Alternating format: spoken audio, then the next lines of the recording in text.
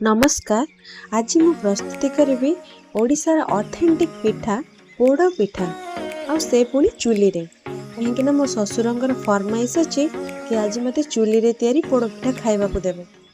सेति मुझे प्रथमे गैस रे जंतुणी टी बनै नेउची तापरे पिठाटी को चूली रे मु पोड़ीबी। प्रथमे ये किछि नड़िया आ काजू और अल्प चीनी दे मु भाजी नेची। फ्राई पैन गरम करी गोटे ग्लास पानी मु नेउची किछि गुड़ को मेल्ट करिया पई। पिठारे चीनी रो व्यवहार मु करू है कहीं ना आपण माने तो जानी थिबे पिठारे गुड़ रो स्वाद किछि नियारा लागि थाए। इठी गुड़ मेल्ट हो गलानी इठी ठंडा करिया पई मु 20 मिनिट छाडी देउची। एठी मु पूर्वरु अरुआ चाउल को बतुरई रखिथिली ताकू बाटी नेछि और 20 मिनिट रेस्ट पे छाड़ी देइथिली। सेथिरे लूण गोले मु रखी देइथिली। एबे मु सेथिरे गोलमरीच गुंड अदा चेचा और तेजपत्र किछि गुजराती गुंड दे गोले नेछि और मेल्टेड गुड़ को मध्य एथिरे गोले नेछि। एबे भलो भाबे गोले नबा।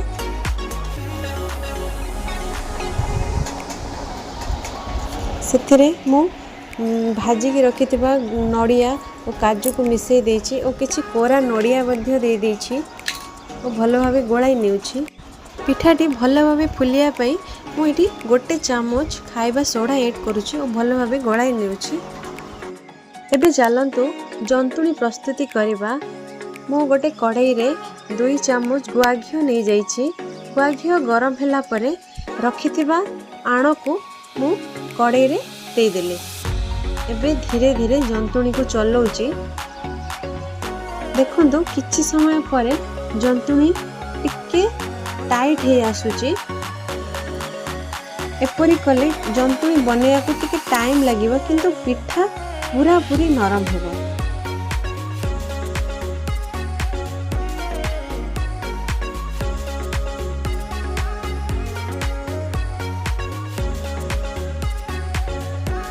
ये देखो जंतुणी प्रस्तुति प्राय पाखापाखि अध घंटा समय लगी जाइए किंतु जंतुणी पूरा पूरी सॉफ्ट होइछि। एबे मु जंतुणी को ढंके नेउछि। जदि किछि कंचा रहिथिबो ना ता भीतर से ठीक से सिझि जिवो। पिठा पोड़ीबा पई एठी मु चुल्ली लगे नेछि और गोटे लुहा कड़े बसैछि। लुहा कड़े एथि पई लुहार गरमटा बहुत समय रही थाए पिठा को पोड़िया पई सहाय्य होई थाए। तापरे मु कड़े ऊपर कदली पत्र सजै नेउछि और गुआ घिओ लगे देउछि। एबे जंतुणी को धीरे धीरे आमे कदली पत्र ऊपर देबा।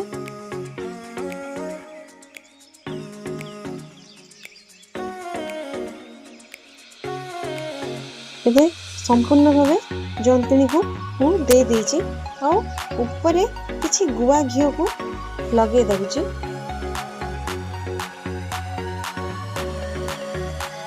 पुणी किछि कदली पत्र से पिठा ऊपर सजै दउछि।